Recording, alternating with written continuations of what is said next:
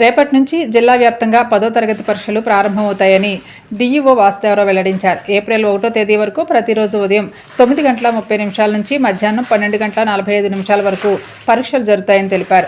ఆయన మీడియాతో మాట్లాడుతూ జిల్లాలోని 19 మండలాల్లో మొత్తం 138 పరీక్షా కేంద్రాలను ఏర్పాటు చేసినట్లు పేర్కొన్నారు.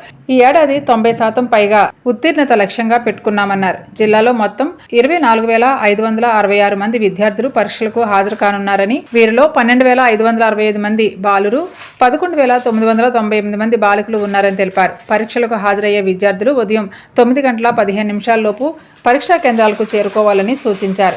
ఎవరికైనా హాల్ టికెట్ అందకపోతే వాట్సాప్ గవర్నెన్స్ ద్వారా నేరుగా డౌన్లోడ్ చేసుకుని పరీక్షలకు హాజరు కావచ్చని సూచించారు. పరీక్షల నిర్వహణ కోసం జిల్లాలోని 138 కేంద్రాల్లో సుమారు 1,600 మంది ఇన్విజిలేటర్లను నియమించినట్లు ఆయన తెలిపారు.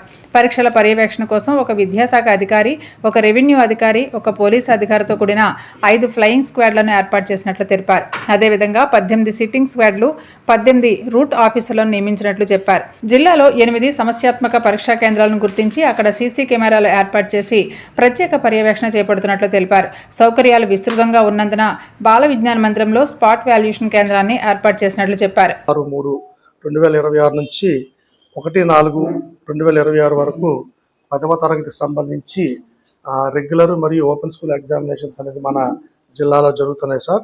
దీనికి సంబంధించి రెగ్యులర్కి సంబంధించి 24,566 మంది విద్యార్థులు మన జిల్లా నుంచి హాజరవుతున్నారు సార్. దీంట్లో బాలురు 12,568 మంది, బాలికలు 11,998 మంది, మొత్తం 24,566 మంది సార్. మనకి ఈ మొత్తం ఈ విద్యార్థుల కోసం రెగ్యులర్కి సంబంధించి 138 పరీక్షా కేంద్రాలు అనేది మనం ఏర్పాటు చేయడం జరిగింది. అన్ని పరీక్షా కేంద్రాలకి అన్ని ఫెసిలిటీస్ కూడా ప్రొవైడ్ చేయడం జరిగింది. అన్ని పరీక్షా కేంద్రాల్లో కూడా సిఎస్డిఓలు మరియు ఇన్విజిలేటర్లు కూడా ఏర్పాటు చేయడం జరిగింది.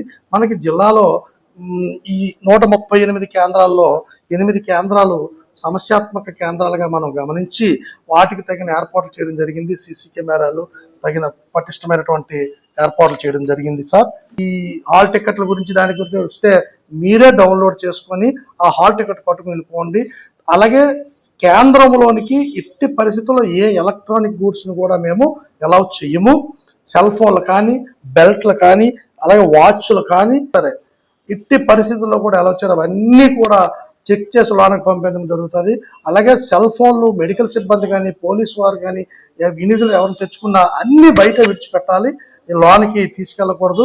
స్క్వాడ్ కానీ, సిట్టింగ్ స్క్వాడ్ కానీ, అబ్జర్వర్ కానీ ఎవరైనా వచ్చేటప్పుడు ఏవైతే నిషేధితమైనటువంటి ఈ ఉన్నాయో ఇవి కనుగొనండి ఎడల చట్టపరమైన డిసిప్లినరీ యాక్షన్స్ కూడా తీసుకోవడం జరుగుతుంది. కాబట్టి ఎట్టి పరిస్థితుల్లో ఎలక్ట్రానిక్ గూడ్స్, ఈ బెల్టులు, వాచ్లు, సెల్ ఫోన్లు కూడా లోనికి అలౌ చేయొద్దు అని కోరుతూ, అలాగే ఏ ఇన్ఫర్మేషన్ కోసమైనా సరే డిఈఓస్ ఆఫీసులో ఒక సెల్ పెట్టడం జరిగింది.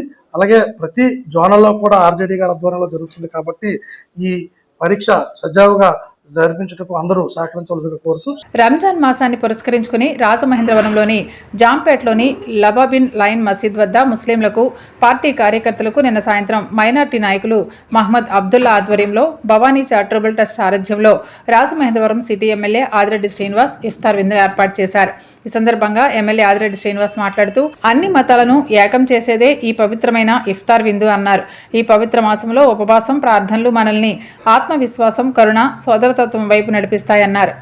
రాజమహేంద్రవరం నగరంలోని అంబేద్కర్ నగర్లో ఏర్పాటు చేసిన శ్రీ ఆంజనేయ స్వామి విగ్రహావిష్కరణ కార్యక్రమంలో బీజేపీ ఎమ్మెల్సీ సోము వీర్రాజు పాల్గొన్నారు. ఈ సందర్భంగా ఆయన మాట్లాడుతూ భక్తులకు ఆధ్యాత్మిక చైతన్యం కలిగిస్తూ సమాజంలో ఐక్యతను పెంపొందించేలా ఈ ఆలయం కేంద్రంగా నిలవాలని ఆకాంక్షించారు.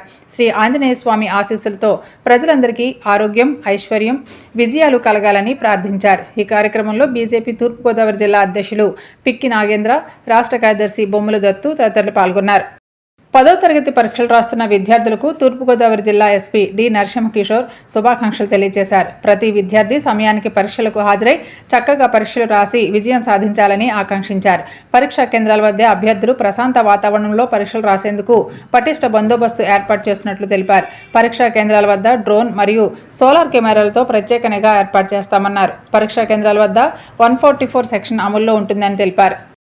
జాతీయ లోక్ అదాలత్లో భాగంగా రాజమహేంద్రవరంలోని వివిధ న్యాయస్థానాల్లో జరిగిన లోక్ అదాలత్లో 18,441 కేసులు పరిష్కరించి మోటారు వాహనాలు, బీమా, సివిల్ తదితర కేసులకు సంబంధించి 58.16 కోట్ల పరిహారం చెల్లించినట్లు జిల్లా ప్రధాన న్యాయమూర్తి, జిల్లా న్యాయ సేవాధికార సంస్థ చైర్మన్ గంధం సునీత వెల్లడించారు. ఈ సందర్భంగా జిల్లా ప్రధాన న్యాయమూర్తి గంధం సునీత మాట్లాడుతూ కోర్టుల్లో పెండింగ్లో ఉన్న అనేక కేసులను లోక్ అదాలత్ ద్వారా సామరస్యపూర్వకంగా మధ్యవర్తిత్వం ద్వారా పరిష్కరించుకునే అవకాశం ఉందన్నారు. కక్షిదారులు పంతాలకు పోకుండా పరస్పర అవగాహనతో రాజీకి రావడం ద్వారా సమయం, ఖర్చు, కోర్టులు విలువైన సమయం కూడా ఆదా అవుతుందని తెలిపారు.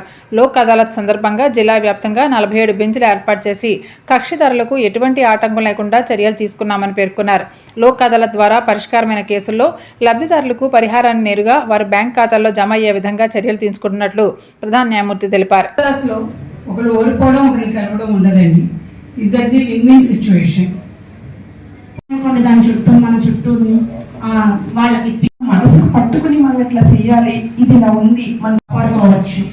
దీని ద్వారా కోర్టులపై ఉన్న కేసుల భారాన్ని కూడా లోక్ అదాలత్లో కేసులను పరిష్కారం చేసుకోవడం ద్వారా ఈ సమస్యలు శాశ్వత మరియు అనేక రకాల కేసుల పరిష్కారం.